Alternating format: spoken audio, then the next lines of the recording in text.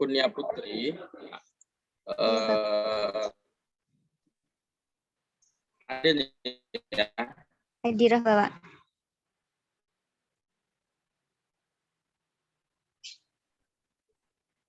Ya, nanti untuk daftar pustaka tolong disesuaikan dengan pedoman ya. Iya, Pak. Penggunaan style Anda nanti tolong lihat di pedoman.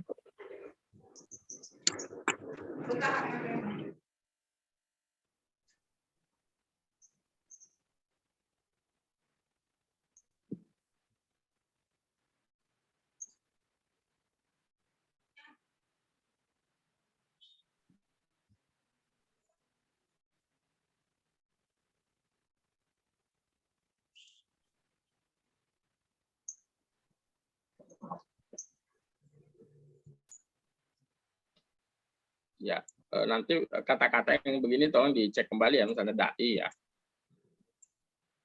Iya, Bapak.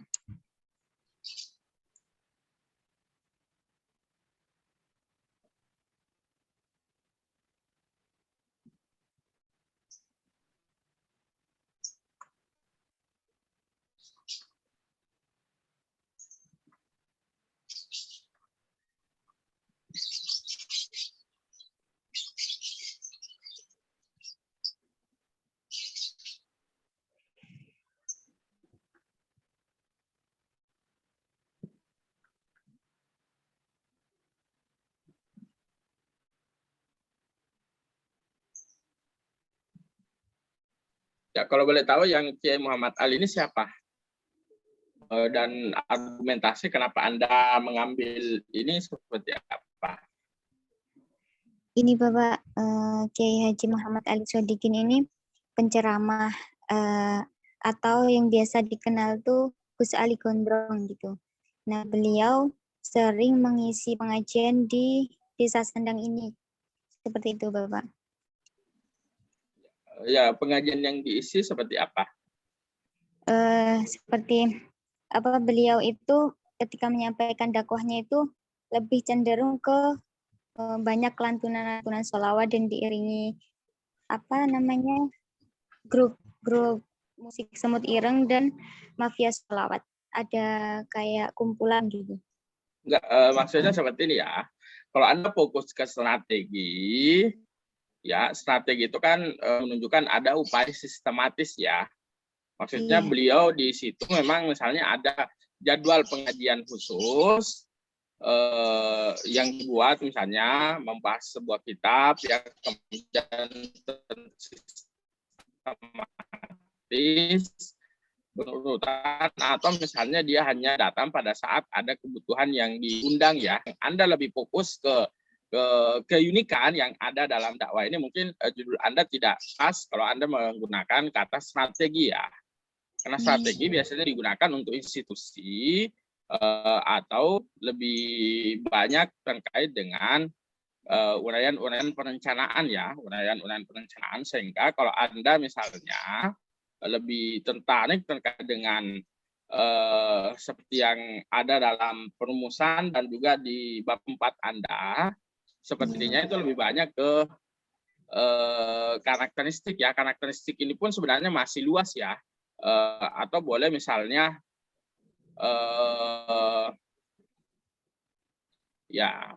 boleh Anda lebih spesifik misalnya ya, misalnya dakwah melalui selawat ya, atau lantunan selawat ya, atau misalnya aktivitas dakwah ya. Maksudnya kalau aktivitas dakwahnya di mana saja? Apa dia punya pesantren atau misalnya seperti apa? Kalau dilihat dari perspektif dakwah. Beliau itu mempunyai pesantren di Semarang, Bapak. Dan beliau sering mengisi pengajian tuh di bumi Ponorogo sini. Daerah Ponorogo. Jadi dia mengisi pengajian, maksudnya pengajiannya dia memang sudah terencana, misalnya hanya datang pada saat kondisi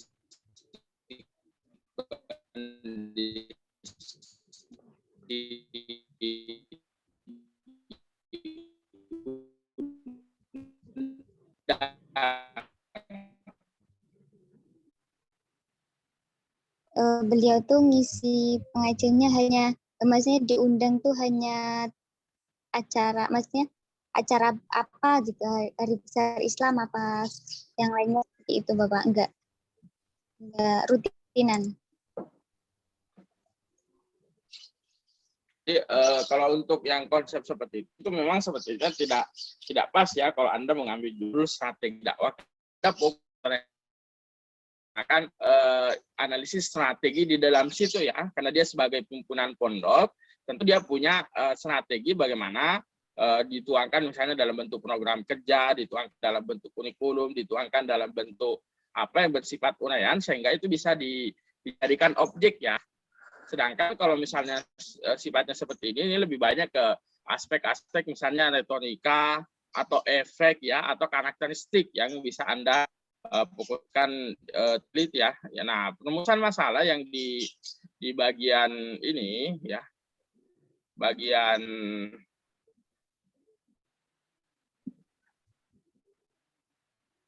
ya seperti bagian D, bagaimana faktor yang mempengaruhi adanya dakwah.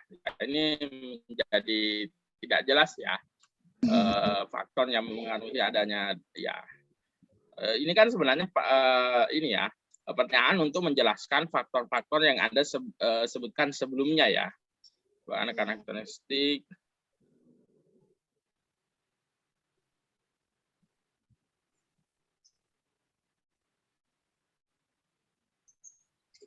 Ya, kalau dalam komunikasi biasanya lebih banyak ini ya, retorika dakwah ya. Jadi Anda fokus kepada seperti yang tadi disampaikan bagaimana beliau berceramah, itu lebih pas ya. Iya, Nah, kalau Anda menggunakan efek, berarti yang Anda teliti itu bukan Muhammad Ali-nya ya, tapi orang yang mendengarkan dakwahnya Muhammad Ali, tentu beda ya. Iya, iya. Ya, jadi lebih baik kalau memang Anda misalnya lebih mengedepankan atau kecenderungan terhadap apa yang dia sampaikan, cara dia menyampaikan, misalnya ada lantunan selawat dan seterusnya, itulah yang Anda jadikan objek utama ya. Iya, Tapi Bapak. kalau Anda tetap menginginkan terkait dengan strategi, maka sepertinya banyak yang perlu disesuaikan ya. Iya, Pak. Dan nanti untuk teknis seperti foto dan seterusnya bisa Anda merujuk di pedoman ya. Baik, Pak. Kemudian selanjutnya tadi ya, kita yang ke ini dulu.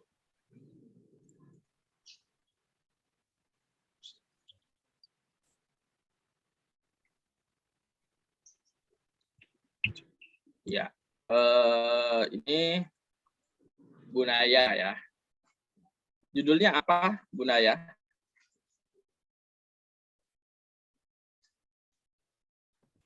Implementasi nilai-nilai dakwah Islam pada tradisi ruwat laut Iya. masyarakat pesisir Kabupaten Karawang. Ya, itu maksudnya gimana? Jadi kan banyak yang apa sih, kayak itu kan tradisi buang kepala kerbau ke tengah laut itu kan kayak ada orang yang mikirnya kayak syirik gitu Pak. Termasuk benar juga tertarik mau neliti ini karena pengen tahu gitu. Itu tuh apa hukumnya gitu, bagaimana hukumnya. Jadi seperti ini ya, Bunaya. Yang pertama, kajian yang dalam aspek sosial ya biasanya lebih banyak menjelaskan fenomenologi ya, lebih banyak menjelaskan realitas empirik seperti apa yang terjadi ya. Jadi kita tidak bertindak sebagai hakim ya, bertindak sebagai hakim menentukan status ini haram, ini syirik, ini bid'ah atau misalnya seperti apa ya. Karena kita bukan dalam konteks sebagai usuliyun ya, atau sebagai konteks fuqaha untuk menjelaskan hukum ya, kecuali memang Anda spesifik misalnya menggunakan analisis usul fikih untuk menjelaskan ini hukumnya seperti apa ya, itu yang pertama. Kemudian yang kedua, kalau judul yang kakak senior Anda sebelumnya itu kan juga judulnya mirip-mirip seperti ini ya. pilih-pilih, akhirnya kita bongkar ya. Kenapa dibongkar? Karena ini terkesan Anda memaksakan ya.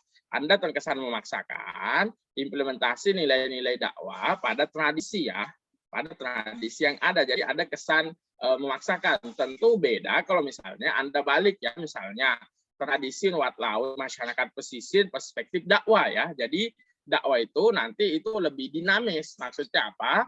Tradisi itu mau asimilasi budaya atau misalnya mau persembahan ke bentuk leluhur, mau bid'ah atau sudah transformasi itu masih terbuka dinamis ya. Tapi kalau Anda langsung judulnya seperti ini terkesan ada nilai-nilai dakwah yang harus duluan ini kan ya. Nah, kalau yang konteks kakak senior Anda, konteksnya itu di nuat laut, jadi dia menjelaskan bahwasanya nuat laut itu sudah menjadi istilah saja ya, maksudnya menjadi istilah di tahun 1909 sekian, yang tradisi nuat laut yang ada sembelih kepala kerbau itu sudah dihilangkan ya, jadi dia hanya menjadi tradisi saja, jadi di situ dijadikan sebagai tolok ukur untuk menghitung ya, menghitung awal mula tradisi ini sudah berbeda dengan tradisi yang sebelumnya ya. Jadi lebih banyak menguraikan bahwasanya tradisi ini dalam perspektif dakwah Islam seperti apa ya, mau arahnya positif negatif itu terserah saja, terserah kecenderungan peneliti untuk mendeskripsikan berdasarkan temuan lapangan ya. Tapi kalau misalnya judulnya menjelaskan tentang implementasi nilai-nilai dakwah Islam pada tradisi ya,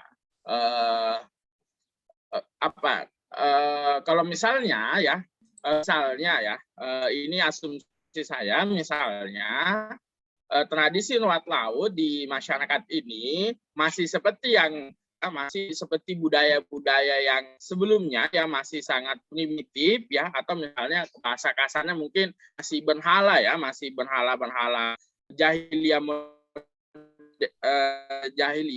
bisa misalnya Anda lihat ya, maksudnya asimilasi di situ sudah terjadi transformasi budaya ya. Kalau yang kakak kelas Anda dulu kan menjelaskan itu ya, yang tadinya kenapa ini terjadi, karena masyarakat di situ masih banyak menggantungkan, ya ini manusiawi ya, masih banyak menggantungkan mata pencaharian di laut ya. Tapi sekarang kondisinya berbeda. Orang yang mau jadi nelayan itu dihitung jari. Kenapa? Karena sudah banyak lapangan pekerjaan yang di kota yang lebih menjanjikan ya, misalnya di drive ya, menjadi driver ya, menjadi misalnya satpam, menjadi apa, itu lebih banyak sehingga orang tidak terikat lagi dengan ketentuan-ketentuan alam itu ya. Kan yang ini menjadi semangat karena pada saat itu mayoritas banyak bekerja sebagai nelayan ya. Ya, kalau nelayan juga misalnya banyak yang rugi dan seterusnya, mereka akan beralih profesi sehingga budaya nuat laut itu menjadi ini ya. Nah, itu proses-proses itulah yang biasa disebut sebagai transformasi atau asimilasi budaya. Nah, kalau memang Mas ada perubahan seperti itu, proses asimilasi itulah yang Anda jelaskan ya, yang Anda uraikan bahwasanya tradisi atau mungkin judulnya bisa Anda lihat ya, bisa Anda langsung perbaiki, misalnya tradisi nuat laut masyarakat pesisir misalnya dalam perspektif dakwah Islam ya, atau misalnya asimilasi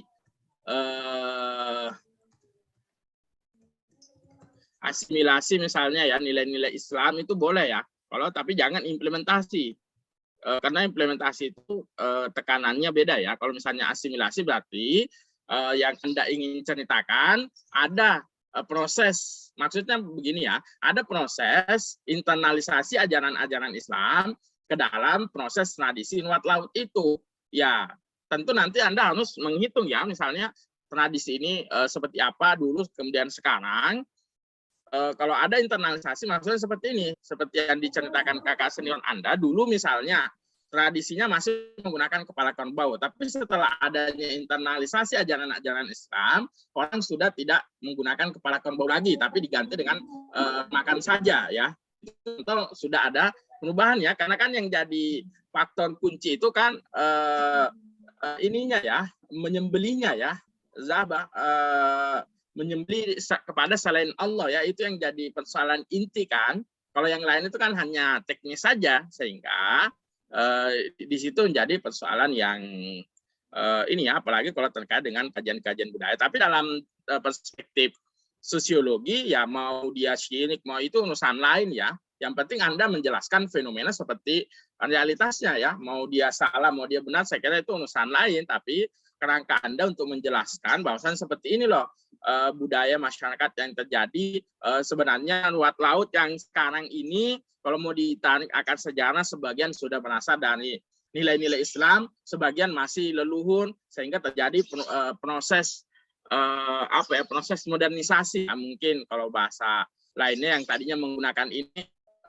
tadinya masih masyarakat, sekarang menjadi ini ya, menjadi misalnya diselenggarakan oleh desa, diselenggarakan oleh panitianya juga panitia beragama Muslim.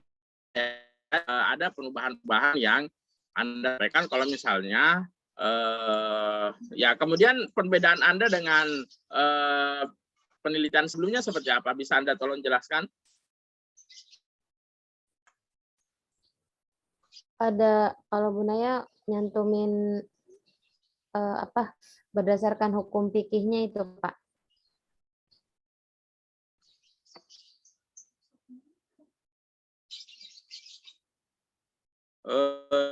Ini di masalah-masalah tidak ada. Itu di masalah mana?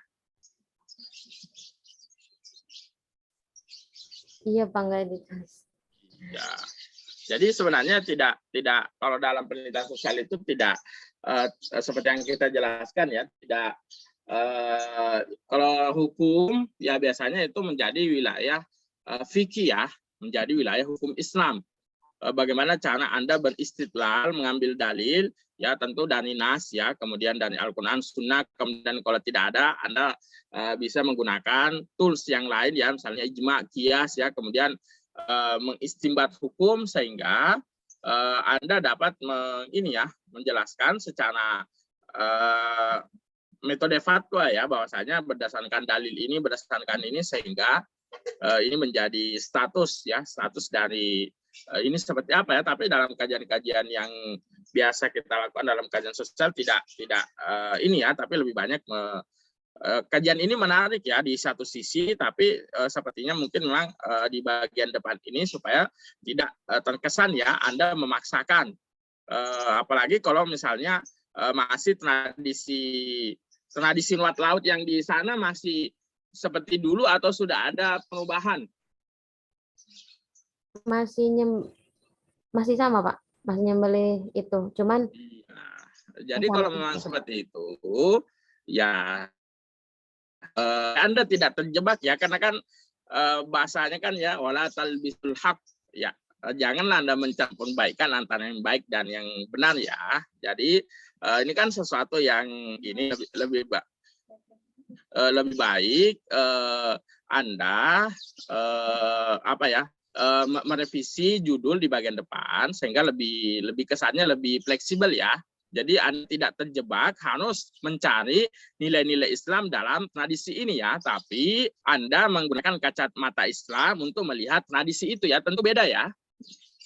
Karena kalau Anda menggunakan judul seperti ini, Anda terjebak harus mencari nilai-nilai Islam di dalam tradisi itu ya. Tapi kalau Anda menggunakan kacamata dakwah ya, perspektif dakwah atau perspektif Islam ya, salah satunya misalnya di dalamnya tentu terkait dengan hukum ya. Hukum nggak jadi masalah ya Anda sebutkan, tapi jangan terlalu banyak menguraikan tentang itu karena Anda bukan program studi hukum Islam ya atau fikih. Nanti proses-proses itu, atau misalnya Anda lebih dekat saja terkait dengan budaya ya, itu lebih aman ya. Menjelaskan luat laut ini perspektif budaya ya, atau perspektif semiotika ya, atau perspektif komunikasi, maka itu lebih menurut saya lebih aman buat Anda ya, lebih aman sehingga Anda tidak harus terjebak dengan sakralisasi atau terkait dengan ini musyrik atau tidak ya, atau seperti apa, sehingga Anda terserah aja mau memberi kecenderungan nanti di kesimpulan ini seperti apa, mau positif mau negatif ya itu tergantung subjektivitas peneliti ya untuk menentukan dan bangunannya dibangun secara logis dan sistematis ya sehingga kesimpulannya dapat Anda pertanggungjawabkan. Ya.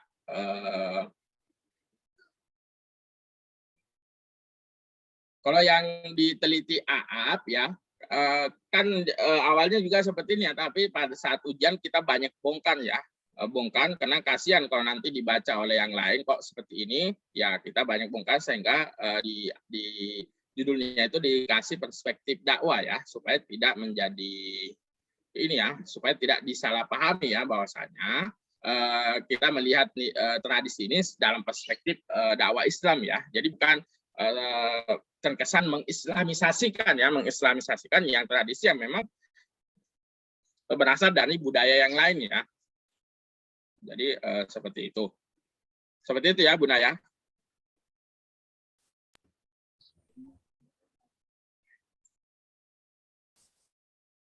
Bu Naya masih bergabung ya? Masih Bapak, masih. Ya, jadi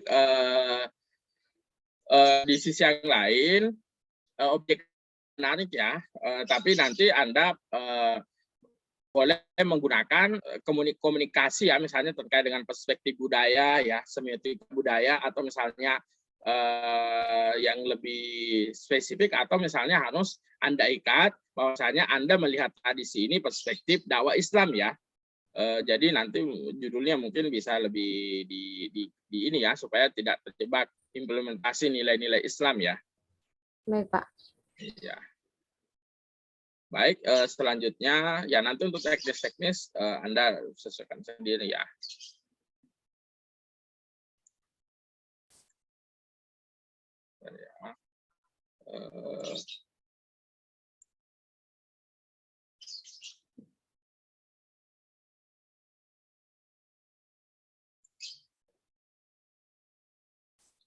Ya, ini Dewi Kurniasi ya. Ini Ustazah Liza Aziza, bisa Anda jelaskan kenapa Anda memilih ini? Karena saya tertarik dengan dakwahnya juga dan juga cara penyampaian beliau gitu Pak. Gaya bahasa beliau itu, entah itu dari vokal beliau, dari bahasa dakwahnya gitu. Selain itu ada alasan yang lain? Itu sih di dalam ceramahnya biasanya. Ya, maksudnya aksesibilitas Anda terhadap Ustazah ini bisa mendapatkan data ya? Maksudnya gimana Pak? Ya, maksudnya Anda punya akses ya untuk mewawancarai dia. Kalau untuk wawancara, ini Pak, enggak wawancara langsung. Jadi melalui penelitian di video YouTube ceramah beliau.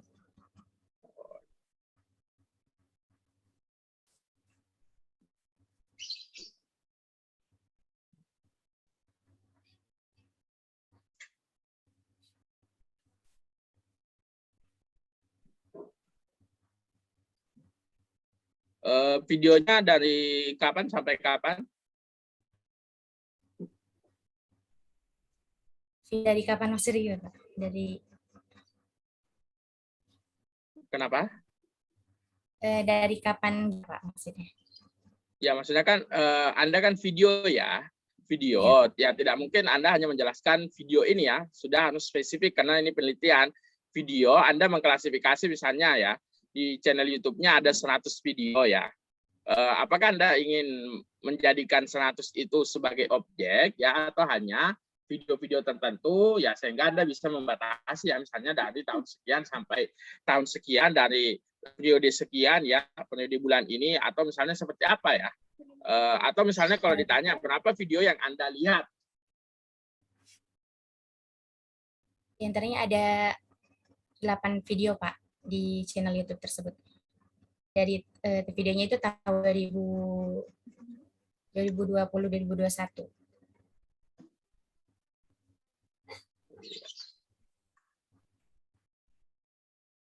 Jadi nanti cara kerja melihat retorikanya seperti apa?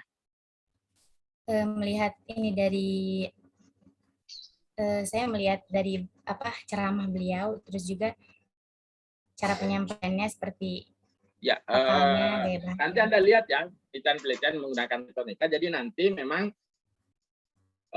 Anda lebih banyak ya melihat terkait dengan diksi ya, kemudian terkait dengan tekanan suara ya, kemudian penulangan ya. Jadi itulah yang nanti menjadi ini ya, menjadi tools Anda ya untuk melihat retorikanya ya. Ya, Pak. Berapa kali diulang ya, misalnya ini diksinya seperti apa ya. Jadi lebih banyak ya. Baik, untuk teknis ya nanti Anda bisa sesuaikan sendiri ya dengan pedoman. Baik, yang terakhir ya.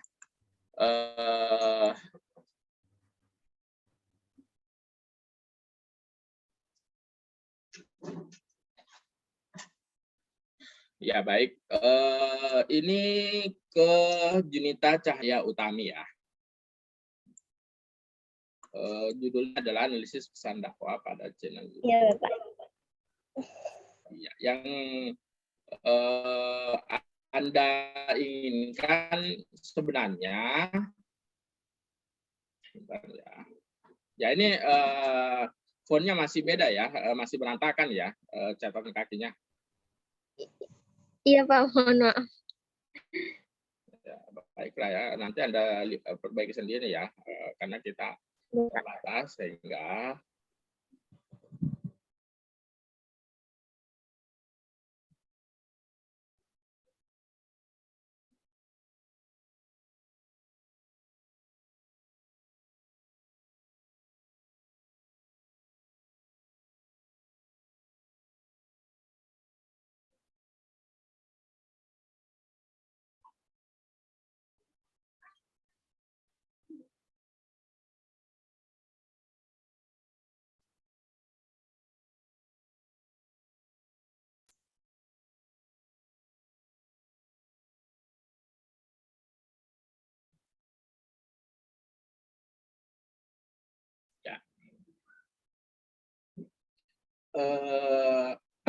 kalau saya melihat seperti ini ya,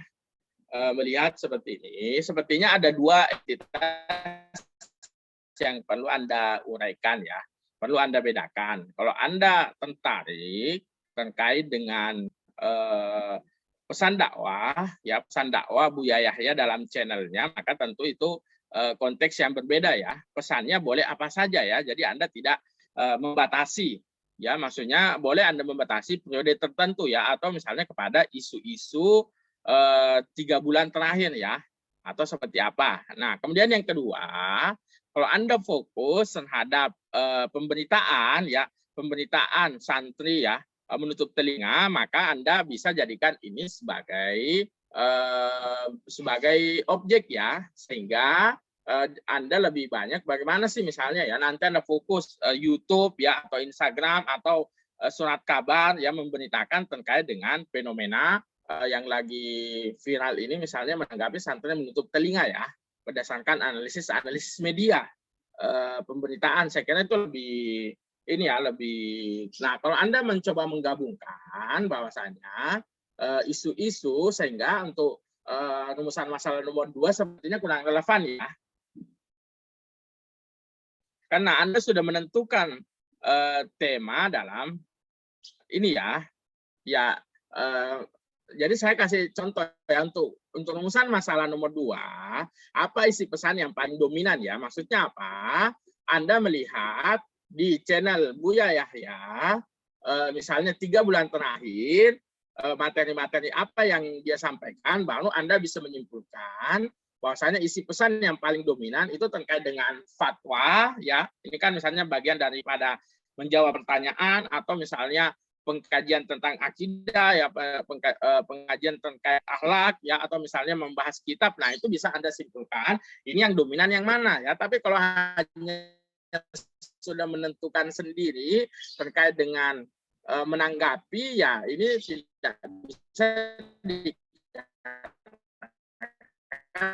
sebagai dominan ya. karena sudah subjek spesifik ya. Bapak suaranya putus-putus. Paham ya, karena sudah subjek spesifik Anda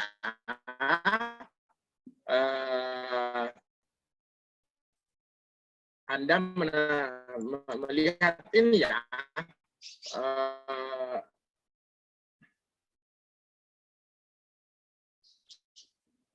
sehingga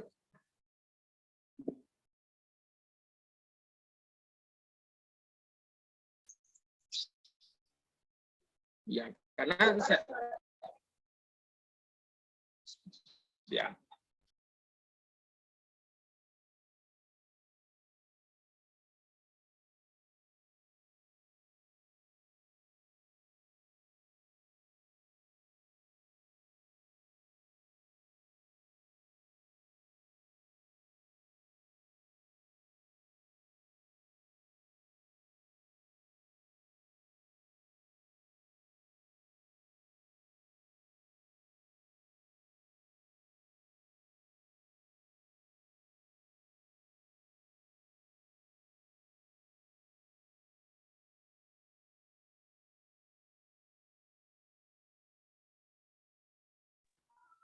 Bapak Ini keluar. Bapak keluar ya? Iya, nggak ada deh kayaknya. Iya, nggak ada. Bapak keluar di absen alfa nggak nih? Enggak. Habisnya aku udah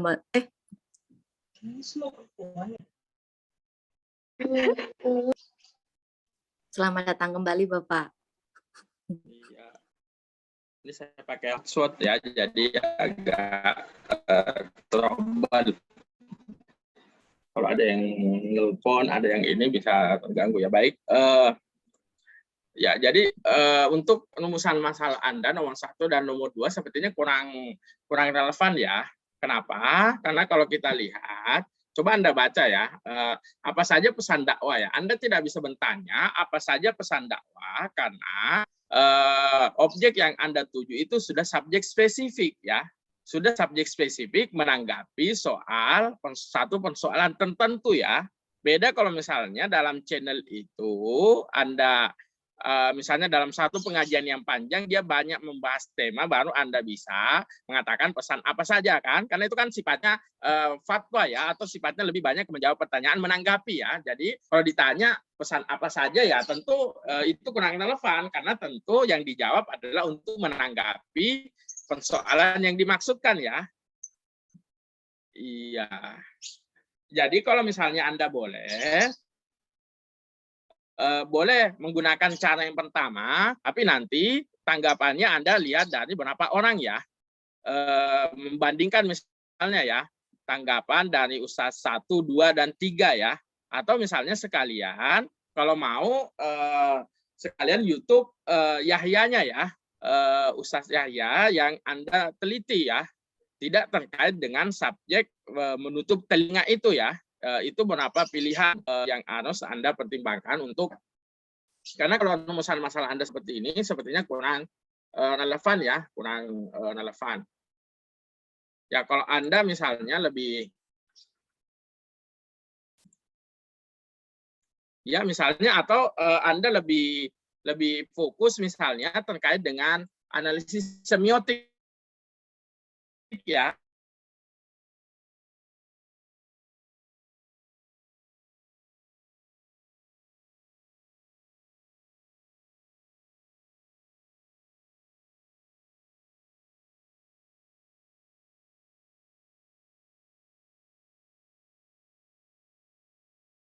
Di sesuatu yang dipertanyakan ya, puluhan tahun yang lalu misalnya ya, atau bahkan ratusan tahun yang lalu, hal yang seperti ini dianggap lumrah ya, dianggap sesuatu yang tidak kewenangan ya, menjadi hak ini ya, hak individu ya.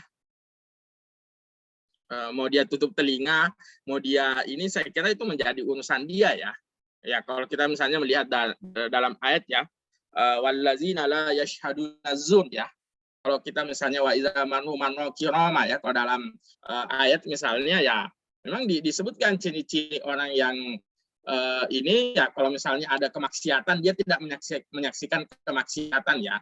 Kalau misalnya dianggap musik itu sesuatu yang tidak disukai ya, ya minimal makruh ya, dia tidak ingin mendengarkan sesuatu yang makruh ya, atau misalnya dia mendengar sesuatu yang ghibah ya, maka lebih baik dia menutup telinga ya, supaya tidak mengganggu fokus dia. Itu kan hak pribadi saya untuk menutup, tidak mendengarkan misalnya ya. Tapi karena media yang mempermasalahkan itu, sehingga ini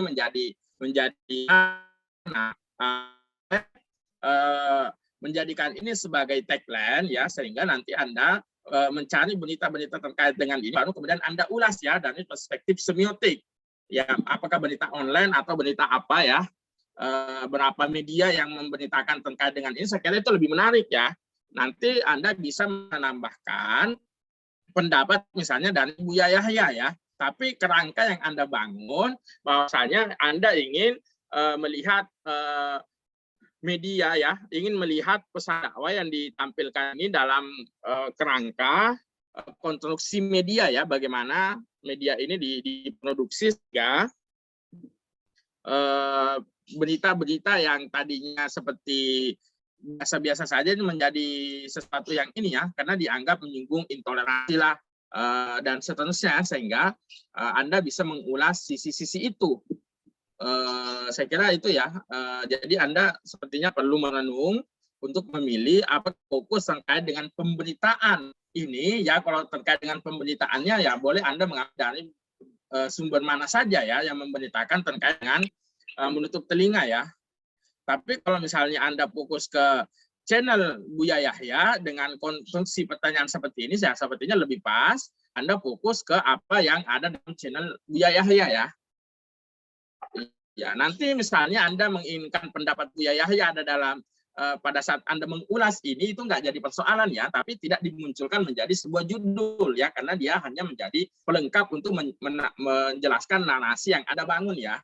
Itu sebenarnya perbedaannya, karena kalau judul ya itu menjadi berbahaya ya. Kalau Anda menjelaskan judul kemudian Anda tidak bahas tuntas, Anda bisa mengecewakan pembaca ya, menjelaskan misalnya analisis pesan dakwah channel YouTube Buya Yahya ya. Orang membaca berarti Anda menganalisis pesan-pesan dakwah yang ada dalam channel YouTube ya, padahal sebenarnya Anda hanya melihat di satu subjek spesifik saja. Saya kira seperti itu ya. Ya baik. Terima kasih Pak atas masukannya. Kita absen lagi ya, satu terakhir ya.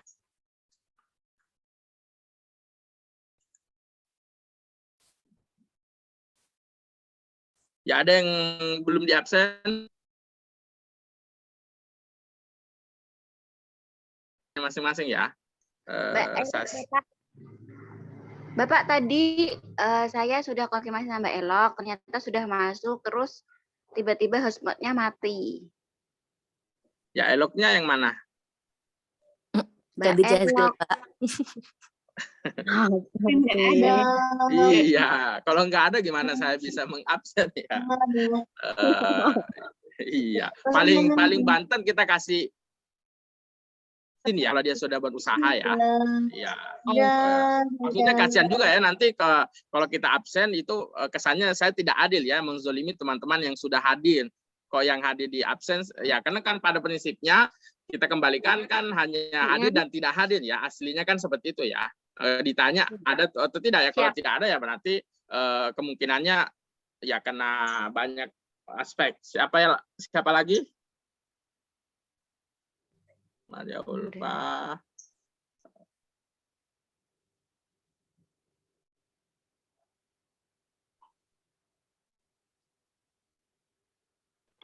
Mia belum Bapak. Bapak Siti Lumatun kok belum diganti? Astagfirullah. Maafin Bapak. Hadir ya. Protes. Siapa lagi? Mia Pak. Siapa? Mia Andini. Mia ya, Mia Andini. Sepertinya Tadi Anda kemana pas di absen? Tadi sinyalnya Pak kurang bagus. Oh iya. Halo, Pak. Udah bergabung ya? Nah, ini udah muncul, Pak. Kembarannya Jazil, Pak. Iya, kalau udah ya berarti ya. Apa tabun? Tapi ini baru masuk ya. Iya Pak, itu Mbak Elok tuh. Iya, Salah gimana? lagi. Gimana mau di absen atau gimana? Izin aja nggak apa-apa. Lo kok yang jawab Junita? Itu juga kembarannya Mbak Elok. Tahan Mbak. Kita izin aja ya, karena prinsipnya dia tidak mengikuti pembelajaran secara utuh ya. Betul. Saya kira juga ini ya. Iya. Yang penting jangan lebih dari 4 kali lah ya. Ye, siap. Iya, baik. Hati-hati ya. Iya, baik. Kita selesaikan ya. Sekarang kita masuk di sesi terakhir ya, masih ada 10 menit. Sesi penentu ya. Oke, Bapak. Sebenarnya saya siapkan banyak penugasan ya, tapi nanti kita lihat ya. Saya kira kalau memang berat ya kita bisa kurangi ya. Penentu apa, Pak? Kelulusan. Ya, salah satunya ya. Oh, ini. Wih. Wih. Ya baik, yang pertama teman-teman sekalian ya, ini yang paling urgent ya, teman-teman sekalian merevisi proposal. Revisi proposal itu sesuai dengan pedoman ya, pedoman penulisan, dan ini menjadi poin ya, karena mata kuliah ini mata kuliah seminar proposal skripsi, maka nilai yang paling besar itu di proposal skripsi ya. Ya, jadi proposal yang Anda hasilkan. Kenapa kita ketat di sini? Karena nanti teman-teman juga akan mengajukan ini di prodi ya. Mengajukan ini di prodi, kalau di sini sudah ya minimal referensinya lengkap ya, judulnya sudah bagus, isinya mau ya misalnya masih ada kesalahan, saya kira wajar lah ya. Tapi setidaknya sudah dapat diterima memenuhi persyaratan untuk ditindaklanjuti dikeluarkan SK ya. Jadi itu sebenarnya sehingga kita sangat berharap Anda fokus merevisi proposal minimal ya, paling minimal Anda memenuhi ketentuan terkait dengan referensi ya minimal 25 ya, kemudian terkait dengan layout ya janganlah terlalu ini ya, terlalu kasar ya, fontnya belum diganti ya, kemudian tab-nya belum diperbaiki ya, kemudian rata kiri kanan ya paling, kemudian isi ya paling tidak di perumusan masalah ya, nanti tolong diperhatikan, kemudian kesesuaian judul, kemudian di outline ya. Nah kemudian ini ya, jadi ini bisa dikatakan 90% ya kelulusan Anda di seminar proposal. Kenapa? Karena memang output di mata kuliah ini adalah proposal ya. Kita berdiskusi seperti ini untuk sebagai proses dinamika agar nanti pada saat Anda ujian ya, simulasi, ini sebenarnya simulasi ujian ya. Nanti pertanyaan-pertanyaan seperti itu yang akan kurang lebih akan ditanyakan ya. Anda akan mempertanggungjawabkan judul yang Anda tulis ya. Nanti lebih ya tentu lebih mudah ya, karena nanti akan dibimbing ya. Ada SK pembimbingan, ada dosen yang akan menjadi pembimbing Anda ya. Itu yang pertama. Nah kemudian ini terakhir dikumpulkan ya melalui Kosma. Jadi nanti digabung ya, kemudian dikasih sampul, kemudian dikasih lah ya daftar isi, kemudian dikirim ke email saya ya, terakhir tanggal 27 Desember 2021 ya. Ini sebelum kita ujian ya, kita ujiankan tanggal 28 ya, hari Rabu. Ya kemudian kita akan melaksanakan di 9 ujian akan dilaksanakan sesuai jadwal ya, Ujiannya biasanya ujian tulis ya. Ujian tulis, tulisannya apa ya, nanti kurang lebih paling Anda akan disuruh ya, misalnya menulis tuliskan kembali secara singkat latar belakang ya yang Anda, tapi ditulis tangan ya, misalnya ya latar belakang, kemudian mungkin Anda disuruh untuk membuat outline ya lagi, kemudian disuruh menuliskan terkait dengan Ya, ini yang saya tampilkan di sini ini sebenarnya lebih banyak ke kisi-kisi ya, yang kemungkinan akan, atau misalnya juga kemungkinan Anda akan disuruh tolong tuliskan kembali abstrak ya dari rancangan penelitian Anda. Ya, itu biasanya akan muncul pada saat Anda UAS ya. Jadi UAS akan berbatas waktu sesuai dengan jam mata kuliah kita ya. Paling soalnya ada 3. Ya tidak jauh ya dari apa yang telah kita sampaikan. Kemudian berarti sudah 2 selesai ya. Kemudian yang terakhir terkait dengan penugasan ya. Untuk penugasan sebenarnya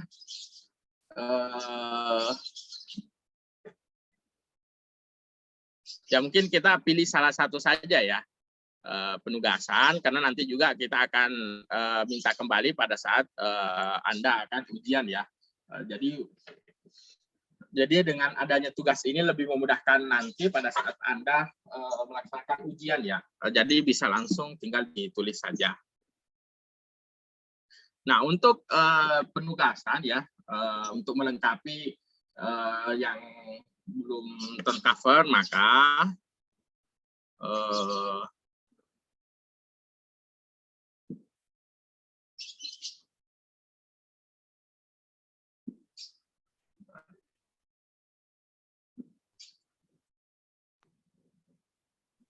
Bapak, kok saya nggak paham ya, Pak? nanti diulang lagi ya, sebentar. Oh iya, Pak. Iya, makasih ya, Pak.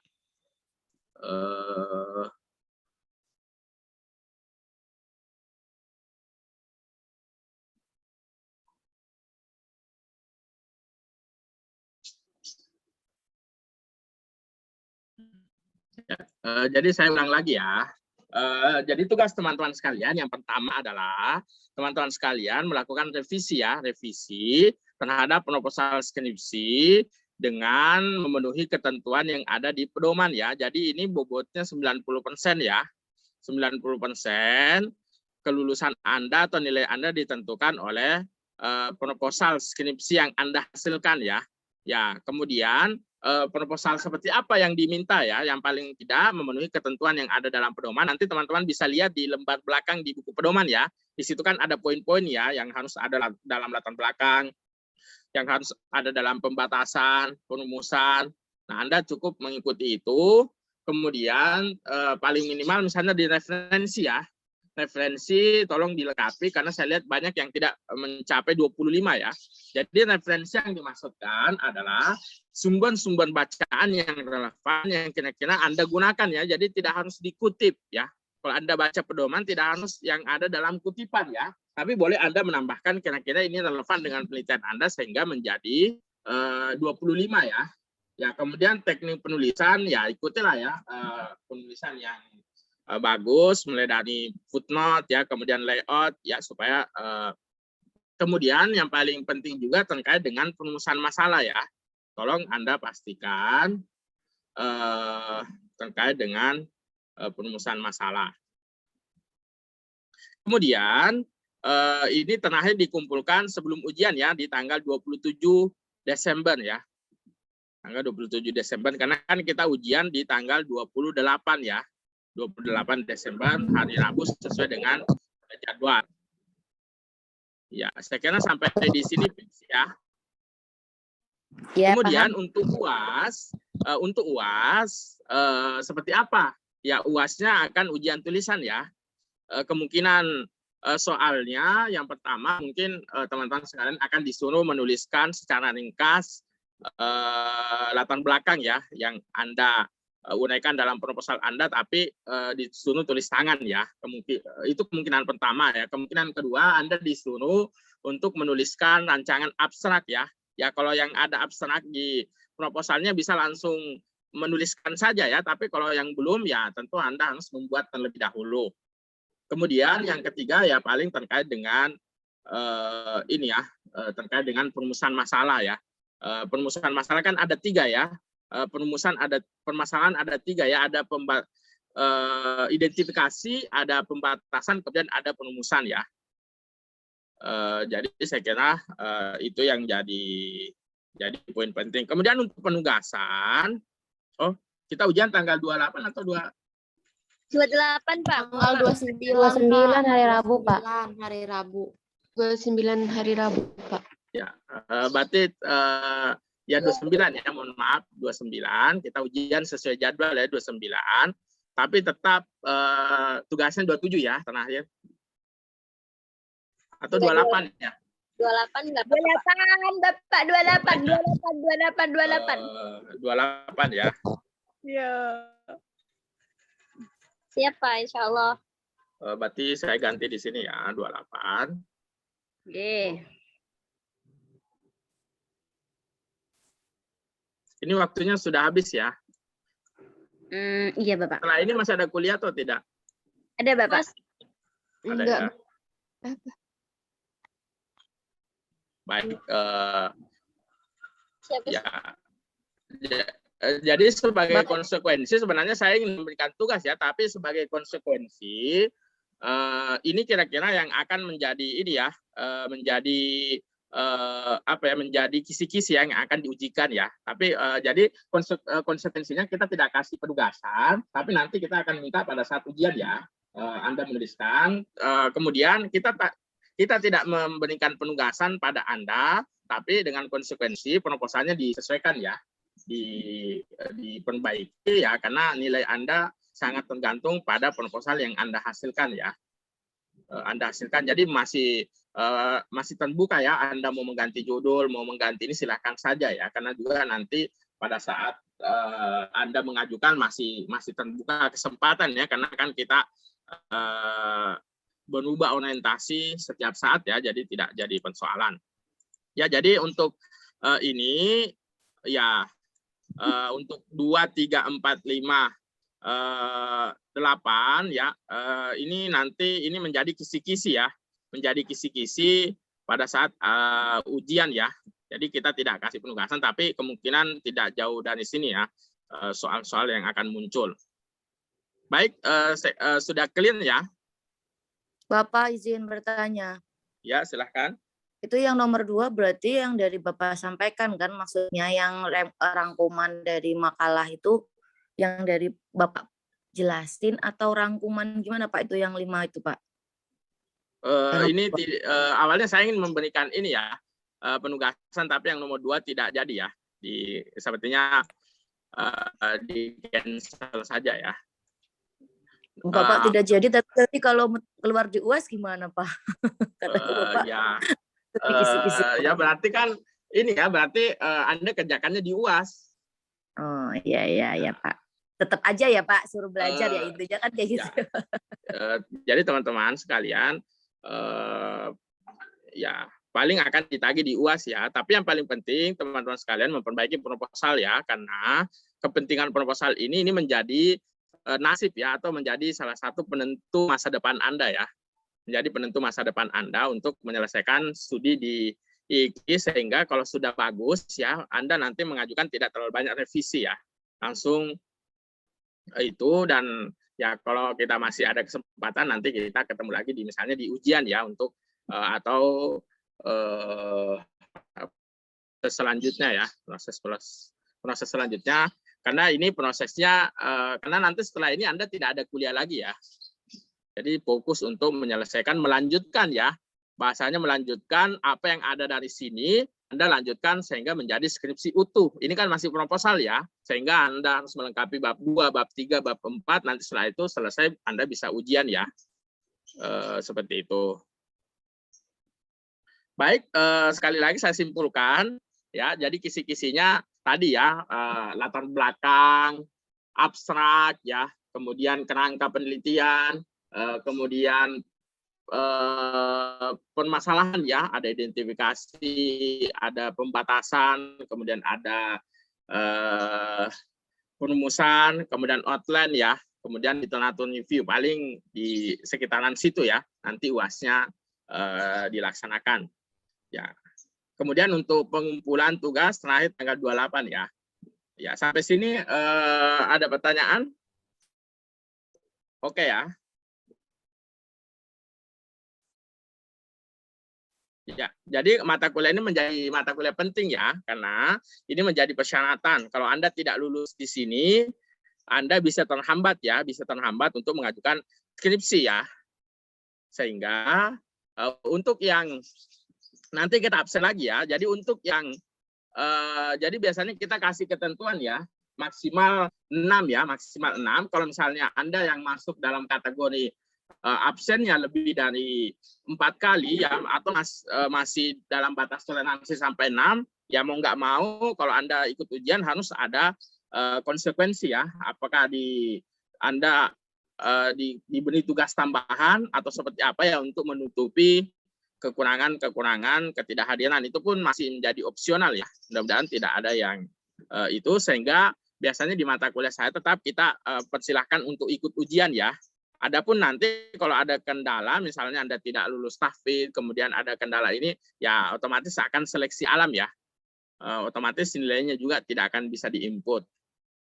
Jadi sekali lagi mata kuliah ini menjadi penting karena dia menjadi syarat ya, menjadi syarat untuk Anda mengajukan proposal skripsi ya di prodi. Sampai sini ada pertanyaan sebelum kita akhir ya, kita sudah lewat 5 menit. Saya kira kalian semua ya sudah jelas. Sekali lagi saya ulang, jangan lupa revisi proposalnya ya. Kalau proposalnya Anda tidak revisi ya nggak jadi persoalan juga ya. Yang penting sudah saya sampaikan, kalau Anda tidak revisi ya maka nilainya juga sesuai dengan apa yang Anda kumpulkan ya. Kemudian nanti kita akan melaksanakan ujian akhir semester sesuai dengan kisi-kisi yang telah kita sampaikan ya. Kisi-kisi yang telah kita sampaikan. Ya, Bapak. Terima kasih, Bapak. Nanti kalau ada pertanyaan menyusul di grup, nggak Bapak ya, Pak? Ya, silakan ya. Kalau saya bisa jawab, saya jawab ya. Jawab dong, Pak. Baik ya, jadi kita ketemu lagi. Ini bukan akhir ya, ini kita ketemu lagi di ujian akhir semester. Bagi teman-teman yang punya kendala bisa segera dikomunikasikan ya. Untuk ini saya kira teman-teman sekalian sudah dapat surat edaran ya, tidak perlu saya bacakan lagi. Belum Bapak. Bentar ya, saya carikan masih ada apa enggak ya. Sepertinya sudah saya close ya, sebentar.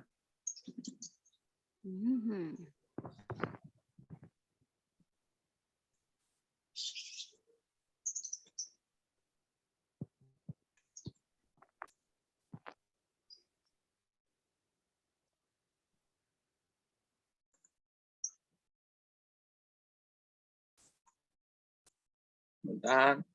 UAS.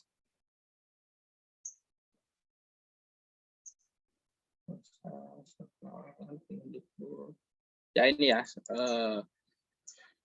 Saya perlihatkan, mudah-mudahan sudah dapat semua ya pemberitahuan terkait dengan ini. Nanti kalau enggak saya kirim di grup ya supaya teman-teman bisa melihat.